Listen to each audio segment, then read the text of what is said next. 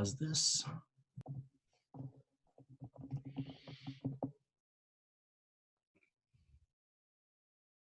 Oh, hang on. I lost you.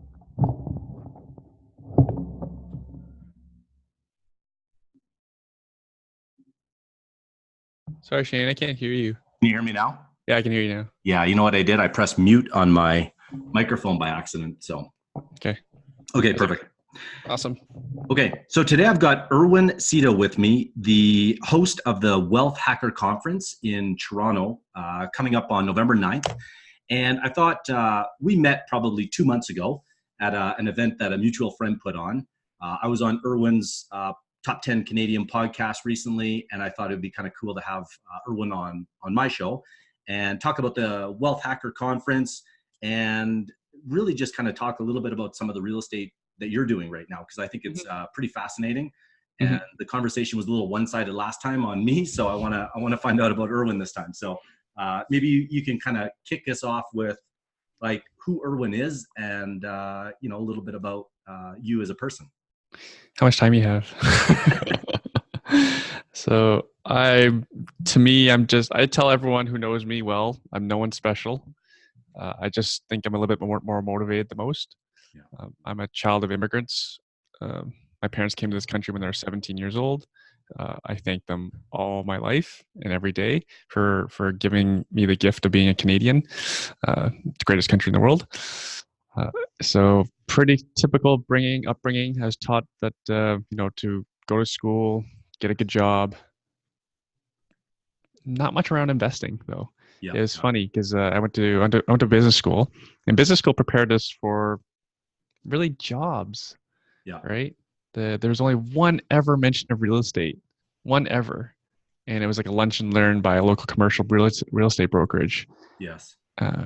Nothing about sales.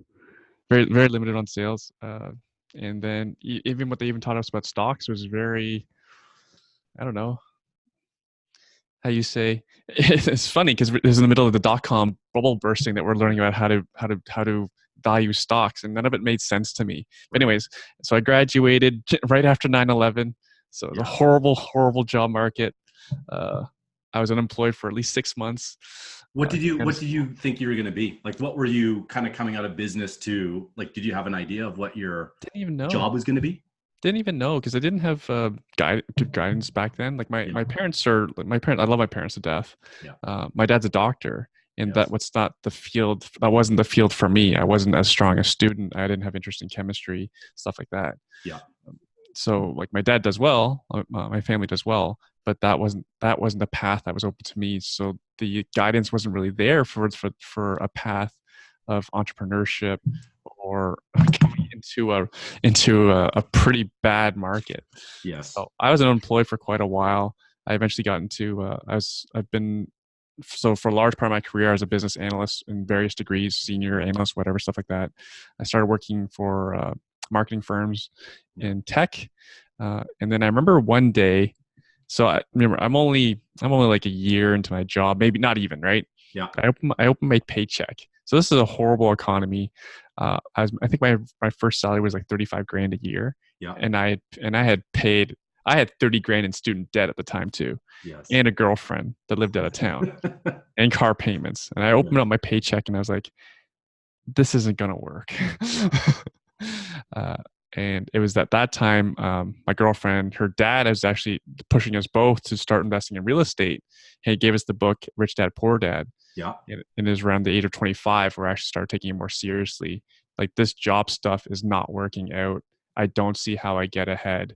Yes. I'm contributing almost nothing to my RRSPs after my bills are paid. And I still live at home at the time. Yeah. Yeah. Yeah. And then I left that job to work for a company that was later bought by a major multinational company, 3-letter name. Most people call it Big Blue. Yeah. I don't think I'm hiding too much. Yeah, but I worked there, but then I got a big pay bump. And then my career progressed there. I had a wonderful job, wonderful boss, wonderful company. But still, I wasn't going to get ahead. Yeah. Yeah. Like, there still wasn't much money. I wasn't a great saver. Yeah. So it's tough to, my experience is usually as you start to earn more money, your lifestyle just improves. And unless you have those kind of big bumps that I find in real estate that can kind of give you those opportunities, yeah, it is difficult. So how did you go, like, what was your kind of introduction into real estate investing, aside from the Rich Dad Poor Dad book? Because was it a book that got you into it, or did you meet someone else, or did you, like, how'd you get into your first deal? It was my girlfriend at the time, who's now my ex-wife. Okay. She did the first deal. I was actually opposed to it. You know, all my schooling was never around like rolling up your sleeves and like putting in sweat equity. Like we were never taught that in school. We were taught like working late, you know, stuff like that. We worked hard in school. Sure. But it was never rolling up your sleeves and sweat equity. Yeah. Like, I know you know what the sweat equity means. You've been on my podcast and we've talked about it. Like, you've done it yourself. And this is like my first experience, like, you know, chipping wall tiles off of bathroom walls and like getting my hands all chipped up because I have no technique, didn't get prepared with gloves, didn't have the right tools, nothing, right? Yeah. And again, I was opposed to the idea. We laid into our first investment property soon after we bought another one. Yes. We actually eventually moved into the first one after a very significant renovation. Yeah. And I was mortgage free by the age of 30. Wow. So how old were you when you did your first deal? And like, was it a townhouse or a house, or what was the? Little detached. It was for folks who know, it's cities in Ontario. It was downtown Burlington, which became a very highly desirable neighborhood, high walkability. It was just a little detached bungalow, 2-bedroom, 1-bath. We eventually did some very significant renovations to it. And that was what started us off. And then, you know, as you know, I've still believed in multiple streams of income. Yes. I was doing stock investing. I bought training materials, educational materials, like a magazine, basically, that would explain small cap stocks. They would recommend small cap stocks. For anyone who doesn't understand what they are, they're usually they're newer companies that are more recently publicly traded. Right. Okay. So not a whole lot of track record. Usually it's a lot of it's on faith. And then 2007, 2008 rolls around. Yes. My stock portfolio gets slaughtered. Yeah. I had one go to zero. I had lots that lost 40% within weeks. Yes. And at the same time, we'd built up a real estate portfolio of about 5, 6 properties. Yeah. And the opposite was true there. Credit crisis, right? No one could get mortgages. Yes. And so whenever we had tenant turnover, we'd actually have lots of applications, very good applications, and our rents were going up. Yeah. So even in like the worst recession since the Great Depression, our real estate portfolio was humming along, right, doing actually very well, while my small cap stocks were getting killed, right? Which is funny because we'll come back to stocks later. Yeah. I'm doing very differently now. So on your real estate, were you doing kind of like the buy, fix, and rent, or did you do any other type of strategies as it relates to real estate investing, that wholesale or flips, or what was your strategy? We were hold people because we were quite bullish on the economy. And this is before we had, like, when we started, we had no education. We had no real support other than ourselves. Yes. Right. And reading some Rich Dad, Poor Dad books. I don't think we read that much beyond that. My father-in-law is a master plumber. My ex-father-in-law now. So we had a lot of construction experience and access to trades and stuff like that. But back then, this was like, this is mid 2000s, right? Yes. The BRRRR strategy that everyone raves about, no one was talking about it. No, that's right. So I kind of laugh about it, because I call it the logic strategy. Right? Why would I? So we would buy houses for cash. Yes. Basically, usually our HELOCs, because stuff was cheap back then. Yeah. We'd do our renovations, because we never bought anything that was turnkey. Yeah. We'd do our renovations, rent it out, and then go get a mortgage. Gotcha.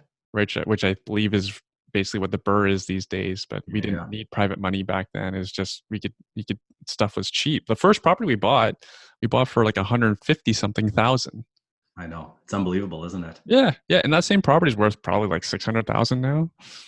Right. And when you went out, like, how did you source your deals? Because I think that's where, like, my audience, a few of the things that they that I hear quite often is, how do you find deals? Like, where do you invest? And how do you talk to brokers?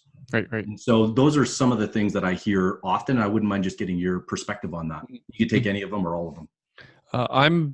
I'm extremely busy with everything I have going on. Yeah. So what I do is probably different than most. Sure. What I do is probably similar to what a full-time employee would employ. So my thing is always to work with the best of the best. Yeah. Uh, so my, and also from experience, I see people who don't have urgency not take this seriously. So for Totally. example, if I had, like back in the day, if I had 50, 80 grand, I want a house in 30 days. Yeah. Right. And because we were always doing renovations, we were always doing value add strategies. Yes. I don't really care. I'm okay to play market because I need that house in 30 days because life always happens. Anyone who's listening knows life happens. Yeah. Like, because we've had, we work with hundreds of investor clients who have actually bought property. There's probably about another 1,000 people who've been through our systems who didn't buy. And what always happens? Oh, my wife is pregnant, or I'm pregnant, right? Oh, I just lost my job, or I have to go travel for business, right? Life happens, stuff gets in the way. But with my understanding of economics, I knew prices were going up. Yeah. Right. For our market, the market was going up about, back then, it wasn't going up as much, maybe $1,000 a month. Mm-hmm. And then, more recently, it's going up about $2,000-$3,000 a month on average. Yeah. So that was, to me, was time value. Yes. I can't wait, right? Yeah. Yeah. And a great example is one of the better deals I did recently. It took a lot of work though to do an off-market deal. Yes. I've shared it with my audience. Like, here's this great deal I got. You know how you can get a greater, better deal? Here's an example. My client bought a better house, bigger house on a ravine lot, better condition than mine. You know what the difference was? He bought 2 years before I bought mine. Right. Off of MLS. Yeah. Yeah. Right. So people are always like going gaga, like everything has to be done off market. If you are more of a, like I consider myself a intermediate investor. Yes. Because I'm not full time. I'm not on the ground knocking on doors, dropping flyers, SEO, pay-per-click campaigns to try to find off-market deals. Mm-hmm. I do. My portfolio is 90% off of MLS. Right. Yeah. And is that? Sorry, go ahead. Because I have strategies that I can extract more value out of the property. Right. Mm-hmm. What would be like a typical strategy that you would use that maybe either gives you an advantage, or when you see a property, you're like, okay, I know that has built-in value on day one, or yeah. We've bought some ugly ass shit. Can we swear on this podcast? That's fine.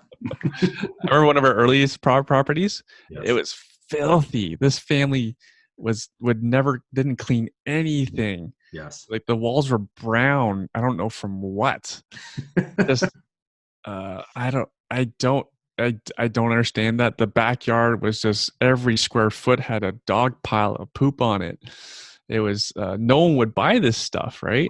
We bought it. Yep, right? yep. We've had houses that smell like cat piss. We've had houses that were falling apart. More recently, had a house with a whole bunch of asbestos and a leaky basement. So that's been more my strategies. I'll buy the stuff that nobody else wants because I don't want people competing with me. Right. And then we'll do extensive renovations because I'm not afraid of renovations. I've been around long enough. Yep. My ex had her own renovation company. I've seen enough work. Yep.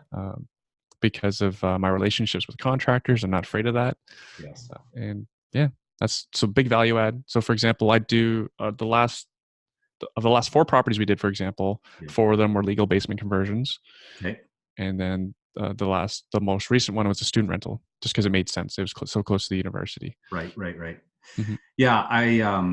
The phrase I've heard is buying like properties with the right things wrong, essentially, where you're able to create value very quickly, and generally the bigger the problem, the more upside, if you will, especially if you understand what it is that you're doing.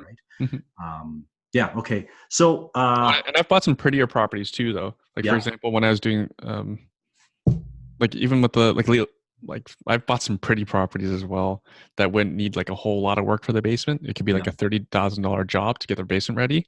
And also I've bought some pretty student rentals as well. Because it's such an aggressive strategy, many people won't do it. Gotcha. So I, like for example, I remember approaching a for sale by owner. Mm-hmm. She this is like not what any investor wants to see. Is she showed me a package prepared by her realtor, what she could get for it, right? Yeah. So it's like, oh man, this is more than I wanted to pay. Mm-hmm. I just worked the numbers out, Yeah. and I think she wanted like 235. Yeah. I knew I could get $2,700 a rent a month. I Wow. was like, I'll do this. I Yeah. paid her exactly what she wanted. Yeah. Right? People overcomplicate a lot of things, but she's an old lady. I play fair, Yeah. and I knew I could get a lot of value from that house. So, well, that's the thing. I don't think, I think sometimes real estate investors may get a bad reputation, if you right. will, and some deservedly so, oh yeah, right, because they try to steal properties, or they come in super aggressive. But the truth is, like, if you know your numbers and you understand and have like a investing philosophy, mm-hmm. you like, I mean, the last deal I did, the guy said I wanted X, and I said, fine, I'll give you X, but I want terms, right? For me, that was more important. Mm-hmm. And in every deal, there's always, price is only one variable, right? And especially if you understand the long term of a deal, it's there's a lot of other things that you can negotiate on.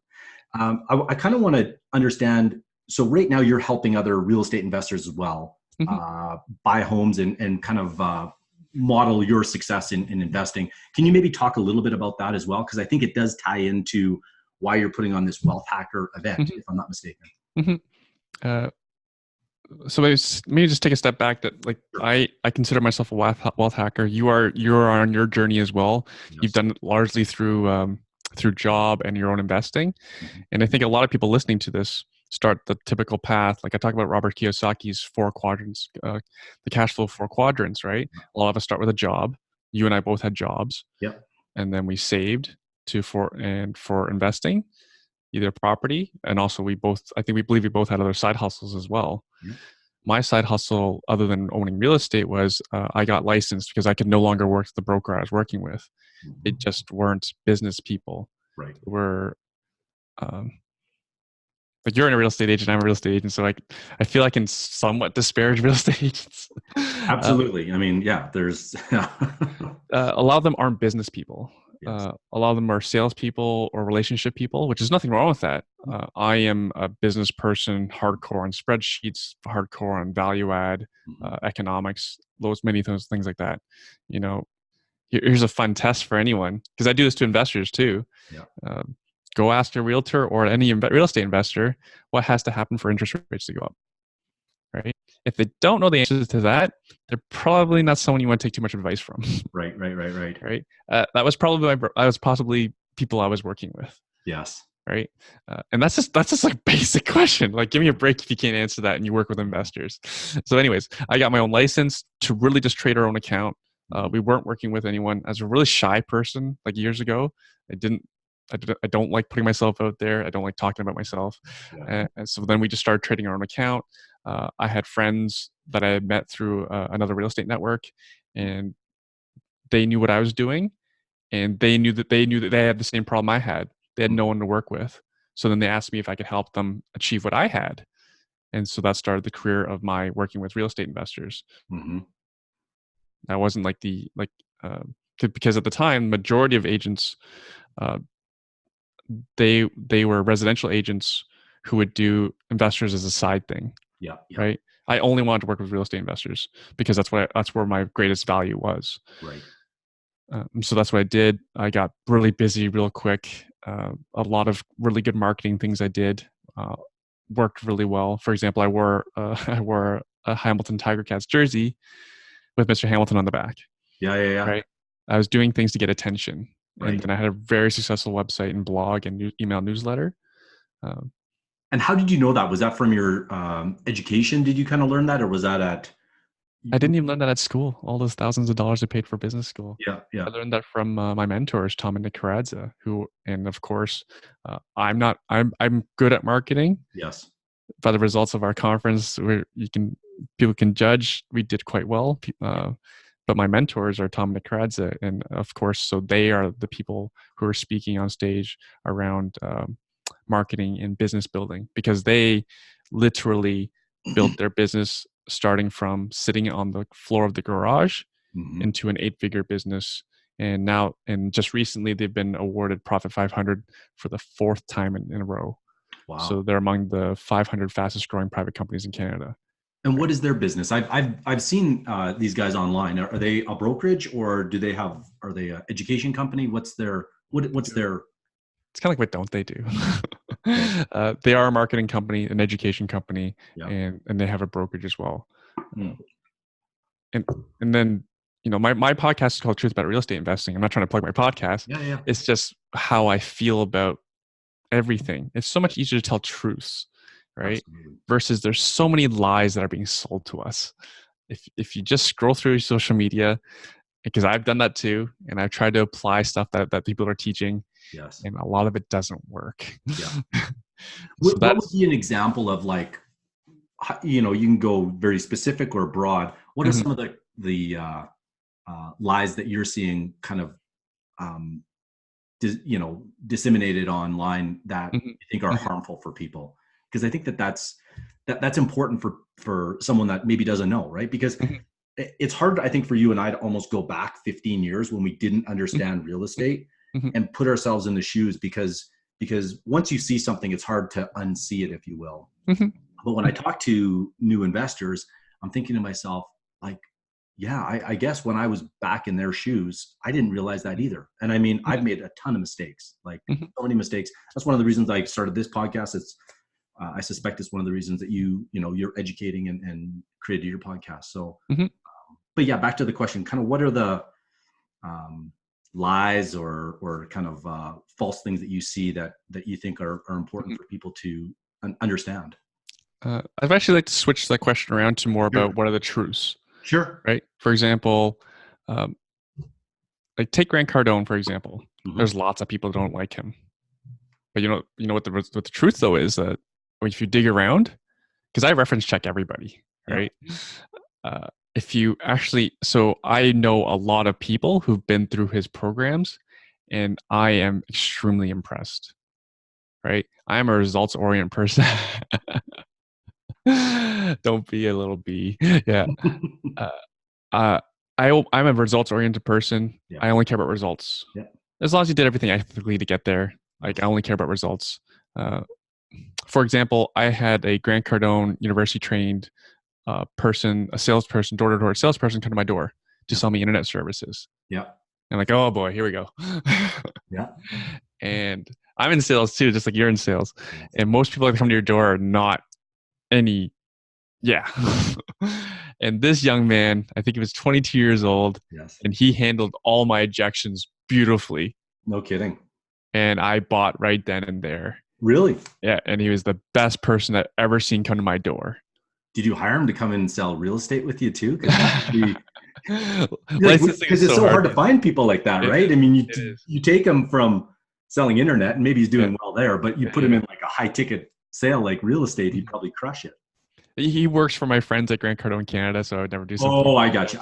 Okay, I didn't realize that. And I was like, wow. And he came and sat on my couch. I invited him in, and gave him drinks, offered him beer. He's like, I don't drink alcohol when I'm working. I'm like, 22 years old, right? And he's telling me his story. He quit college to door knock, and he's making 6 figures. Right? Like, these are results. Absolutely. And it's quite consistent among people who've been through grants materials.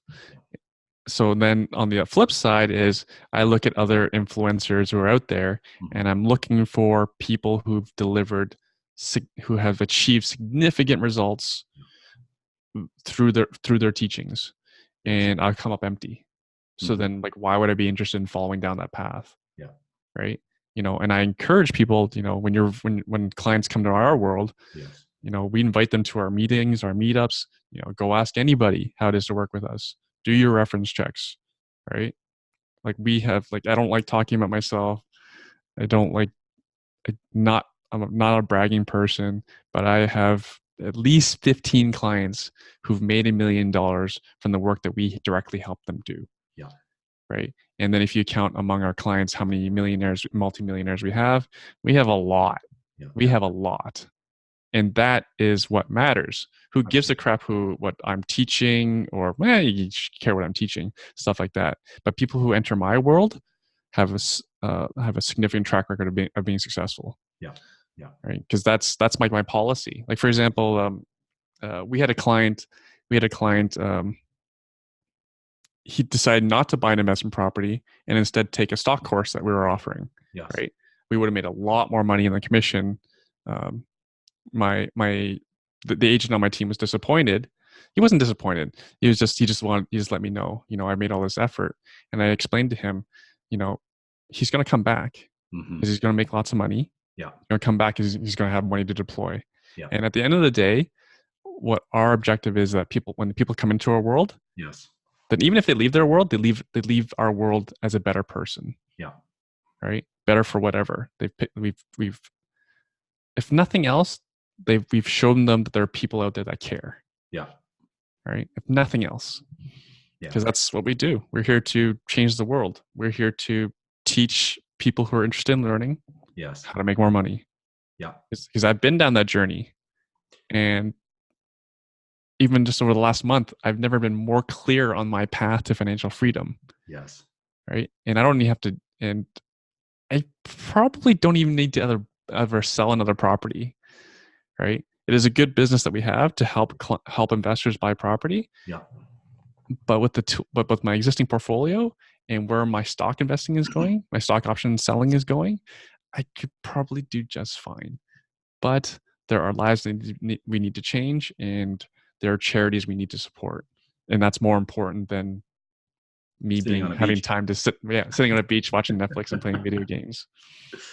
Yeah, it's interesting you say that because there's a lot of things you said there that we could kind of go off in different tangents, if you will.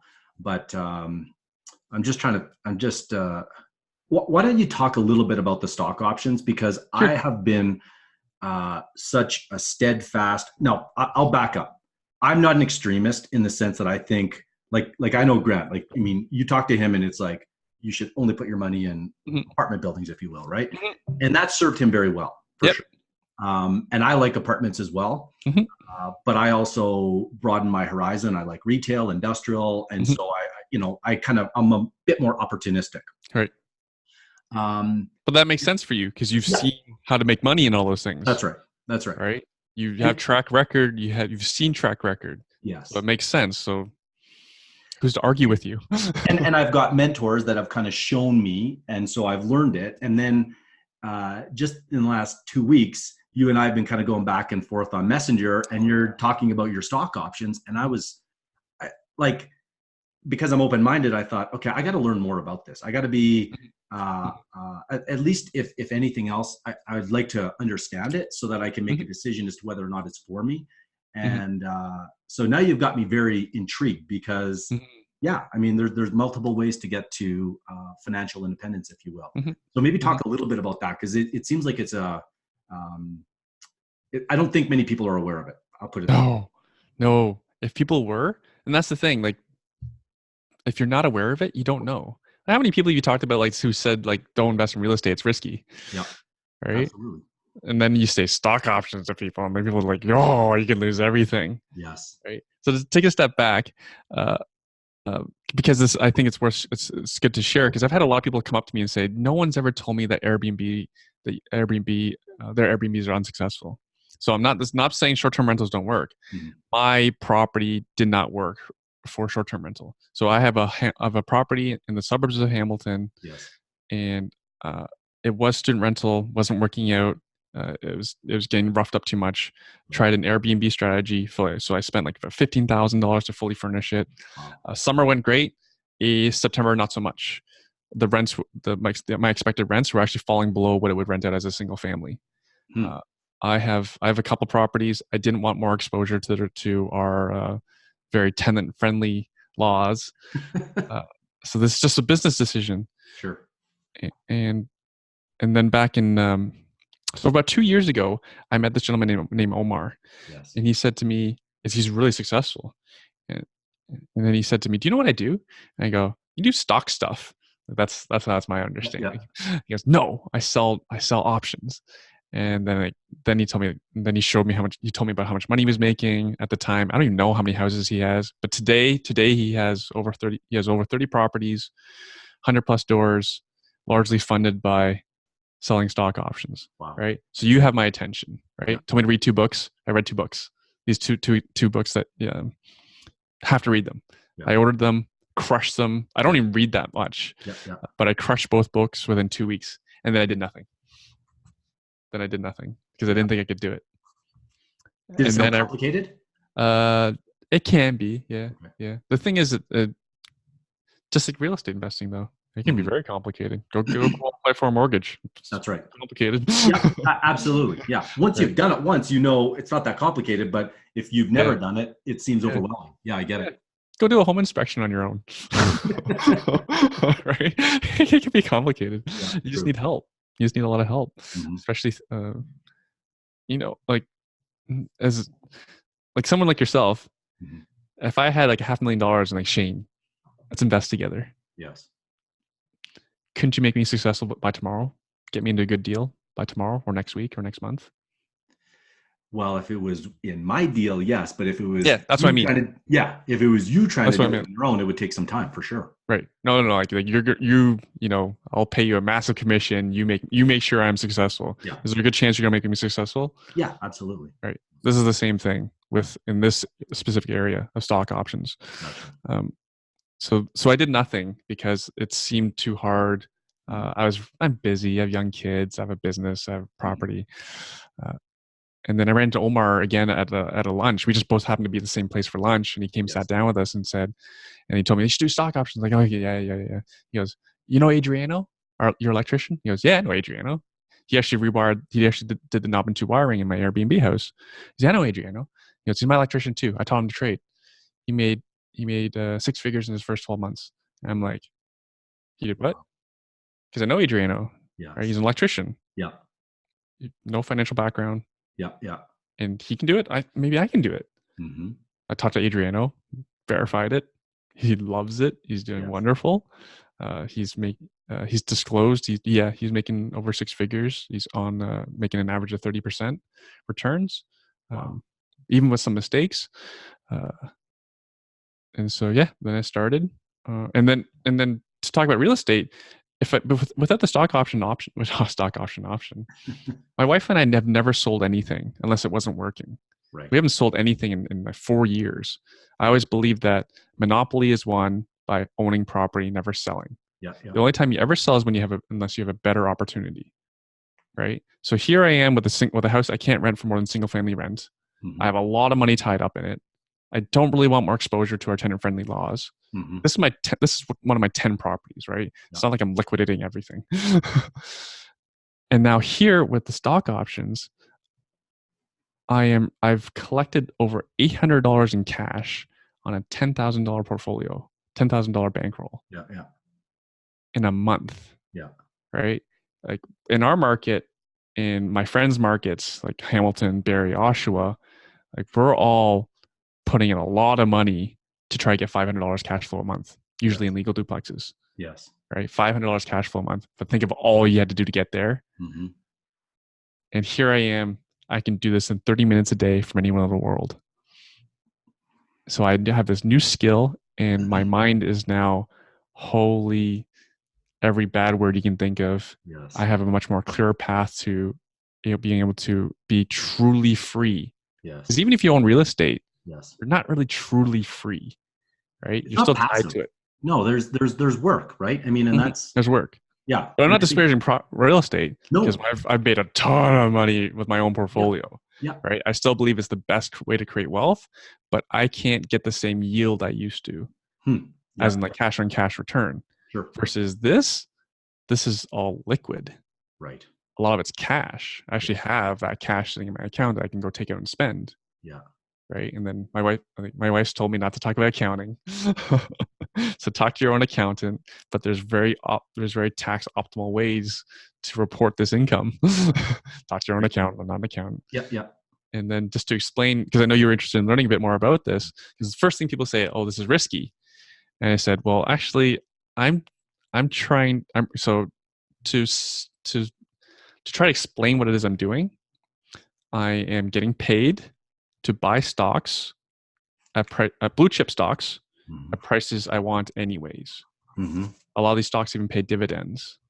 A lot of these stocks are already owned by Warren Buffett. So when people tell me risky, I always come back with, did you think Warren Buffett just got lucky? And then I'll trade on stocks such as like Bank of Nova Scotia. Like I'm trying to own it, right? Yeah. TD Bank, Enbridge. Yeah. Right. Coca-Cola. If TD Enbridge, if I go broke on TD Enbridge, the world is ending. We have bigger problems. Yeah. Right. I like my real estate boring. Like we talked about my real estate. My strategy is pretty boring. Yeah. I don't do flips or nothing like that. So yeah, I and to help further explain it, I'm basically being paid. I'm writing basically insurance policies on stocks if they go too low on the price. Gotcha. And I get paid for it. That's the easiest way to explain it. Yes. And then once you understand it, 30 minutes a day, do it anywhere in the world. Right. One of the people that are teaching me, he actually lives on a beach in Australia. Yeah. This is Omar? No, his name's Sean. I see. He's friends with Omar and Matthew. And Omar is so humble. Yes. Understand, like people people think when people see rich people, they think, oh, you're born rich. Omar, child of immigrant parents. His dad was an airport limo driver. His mom was a part-time teacher. Did not come from money. His dad died when he was 27 years old. He wasn't even a good student. Yeah. Right. He spent a couple of years in the military because he had challenges. Right. Gotcha. And now started from the bottom. Now we're here. Now he's one of the richest guys I know. He makes he even teaches, like, this is all, like, we're talking on a real estate podcast, and I absolutely believe this. His goal was to make 50 to 80 grand at a time. Yeah. Take that money, go buy property. Gotcha. Right.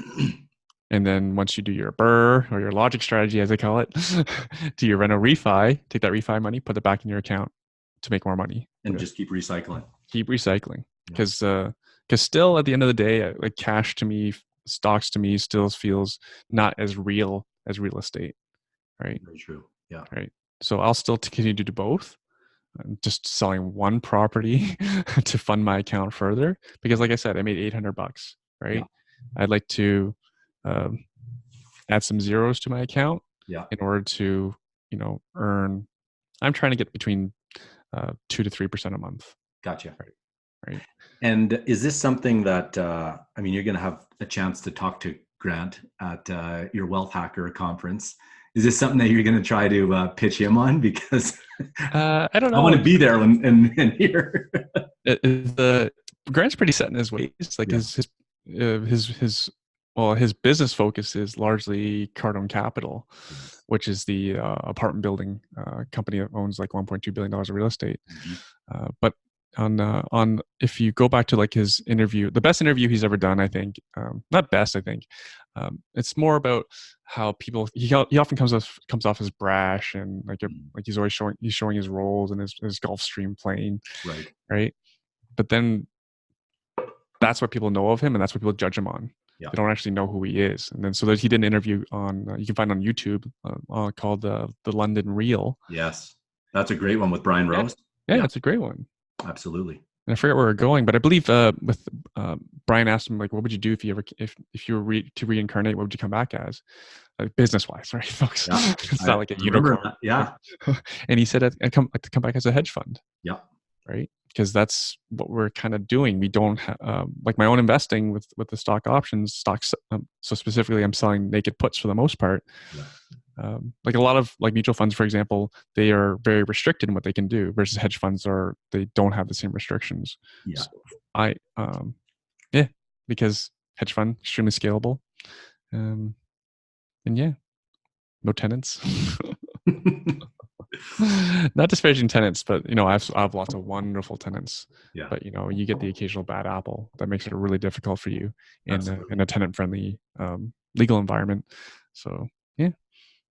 So let's because we're kind of coming to the end, but I want to understand why you're putting on the Wealth Hacker conference, and maybe just talk a little bit about it, because if you go to the webpage, there's a little bit of information, but obviously I've got you, so I might as well hear directly from you kind of what it's about and what someone is going to be able to take away from the event.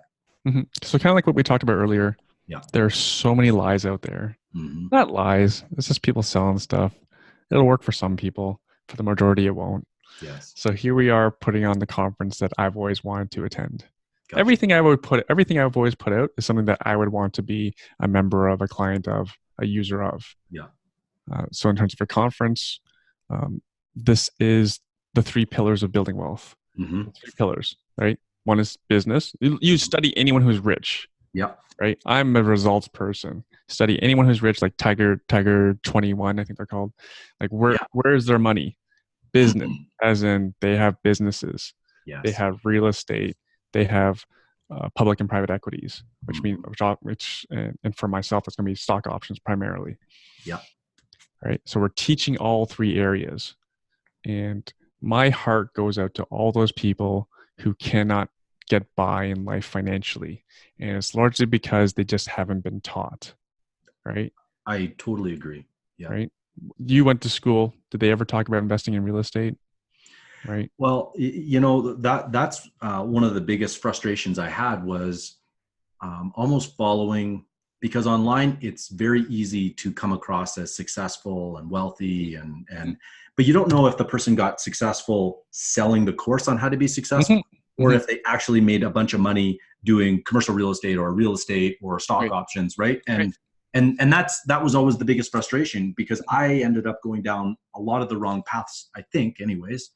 And now when you get on the other side and you kind of see behind the curtain or behind the scenes, it's like you want to tell everybody, but you don't want to be kind of an asshole about it either. Right. Like, I think, you can go down the path of talking about the lies or just explain what the truths are, which is really where you want it to go. And I like that approach better.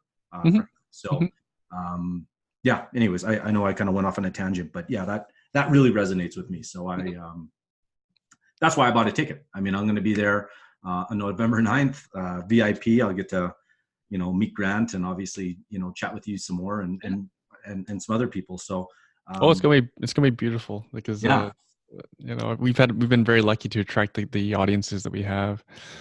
So our keynote speaker is Grant Cardone. For anyone who doesn't know him, I know he comes off as brash, especially to us Canadians, because we don't have many people that come off that brash. But yeah, he's there to help people. He's an interesting person. One of the biggest things I find that's interesting about him is that he's 61 years old and he's out there still trying to 10x. Right? He's kind of like Tony Robbins and Grant. And I mean, there's some people out there, in my mind, this is my own opinion, they don't need to be doing this anymore. Right. No. And so, you kind of almost have to back up and say, like, if they don't need to, why are they? And I think really what it comes down to is that they really do want to help people. That's my belief. Now, people can disagree. But I think, look, it's however you want to position it, right? What you focus on. And so if you focus on some of the stuff that Grant says or Tony says that you don't really agree with, that's, I think it's a bit of a narrow view or perspective, right? Because on the whole, when you look at what they're doing, because there's certain things that Grant says that I don't necessarily agree with, but on the whole, probably like 90% of it, I really enjoy and I like, and I've learned a ton from him. So, so like one of my objectives with the Wealth Hacker Conference is, like, we were talking about Grant and how he's still hustling hard at 61. So he talks about it and saying, I have so many more people to help. My charities need so much more. Yep. Like anyone just scroll through your Facebook and there's all these options for charity, wonderful options, GoFundMe opportunities, people who, lost a partner, gotten cancer, GoFundMe account, right? There's so many people that need to help. So here's an exercise that I do for myself. I'm not recommending anyone do this. Like I mentioned at the beginning, I'm not anyone special. I was a B student university. I just find I'm more motivated the most. And this is how I kind of got there. Gotcha. My character is I love superheroes. Like you saw my water bottle, right? right? And people talk about like greed and stuff like that. Like imagine if Superman didn't save people, right? And then here's the analogy for us normal human beings is if you're a good person and you are capable of being successful, you have a duty to be successful. Yeah. Because if you're a good person, you're going to help people. Agreed. So even though there's points where I can stop, my dream, one of my visions is, it's a small vision. I've been criticized for having this very small vision, is when I pass, I want to leave behind a $5 million foundation, half my wealth or $5 million foundation, charitable foundation to support my charity. Yeah. My charity feeds poor people in Hamilton and clothes for poor people in Hamilton. Yeah. I saw something recently that I absolutely loved. I saw a charity, what they do is they put together care packages like backpacks. They stuff it with toys, clothes, food, treats for kids who are in transition to foster homes during Christmas. And when I saw that, I was like, F-bomb everywhere. Like, I can't believe people live like this. We have to do something about it. So anyways, so I want to leave a good amount of money behind. And then the beautiful thing about stock options is if I give someone like Omar $5 million to play with, he can probably get me my 10% returns I need. So I can give an operating budget of $500,000 a year to my charity so we can help people like those kids in foster care on Christmas, right? Like families who can't feed their families on Christmas, right? So, and then that's my objective. Now take it back. What if I don't do it? Yeah. All these people, think of all the people who are affected because I was selfish and didn't do it. And then that's my fault. Yeah. Right. Bring it back to superheroes. Like Spider-Man said, if good people get hurt and if there's something I can do to stop that and I don't, that's my fault. And it's the same thing. Yeah. If I don't take action in 10x, these people don't get help. So it's a lot of responsibility and stress for me. Yeah. But so think of every superhero. They're laying their life on the line every time. Right? Yeah, that's not what I'm doing. No, but you're taking a big risk and a big financial risk, I guess, to put on this conference, right? I mean, it's not inexpensive and lots of logistics, and I'm sure it's a huge distraction from your main business and focus. So I think like when we first met and you told me you were putting it on, I just thought, wow, like that is impressive, aggressive, like it's but you know what, you're doing it, man. So it's and hopefully people who will leave will come away, because they will. Anyone who comes will come away with something they can apply tomorrow, the next day, tactically, that will get them closer to their goal of financial security, financial freedom, financial whatever. Yeah. Right? Because again, what's been missing this whole time is just good education. Because again, never come back to me into my world, never buy anything from me. You don't have to be my client, nothing like that. If you leave my world a better place, I'm so happy for you. Yeah. And then we'll have hopefully a whole nother generation of wealth hackers who will all make lots of money to give to their charities and make the world a better place. Yeah. That ripple effect. I'm super excited, and I'm in Calgary, and so I've got a base of investors out here that kind of listen, and even people in the U.S. This event's going to be in Toronto. Is that right? Toronto Congress Center, which is right next to the Pearson Airport, our major airport. On November 9th. And actually, just before we were talking, and there's a kind of a promo code, if you will, that maybe you can kind of go into that, because I don't fully understand it. And we'll put it in Yeah. Please put it in the show notes, because the promo code is Shane. So thank you to Shane for having me on, and to all the fans of the show. Shane is legit, and I've been around a while, and there's, like I said, there's lies out there about all these commercial folks who, people who say they do commercial investing, and then you do your reference checks and they don't come clean. Shane is legit. So as a thank you to Shane, promo code is Shane. But like you said in the show notes, definitely it's easier to use the link. We'll have a link so people don't have to go fumbling around where to find the promo code. So again, so for anyone who wants more information, wealthhacker.ca.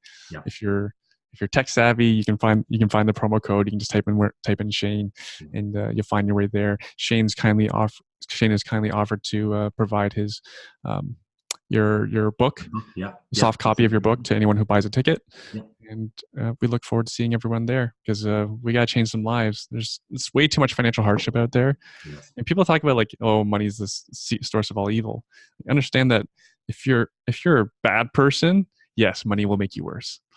If you're a good person and you'll do good things with money, please come. We will teach you to make more money. Yeah, I'm super excited. It's going to be a lot of fun. And I know the people that you surround yourself with. I think that's probably one of the primary drivers. I mean, the information is going to be incredible. I also think that the networking and the connections, like, I mean, just you and I meeting was as a result of a friend of ours that hosted a small dinner, if you will, right? Where 8 or 10 people came together. And all of a sudden now you're putting on an event that's going to have several hundred people, well, thousands of people that will be like-minded, looking to grow, looking to invest in various, whether it's business, wealth, or real estate, or stocks. So I think it's going to be great. I'm really excited. Yeah. And my wife, she's letting me go for a couple of days, so that'll be fun.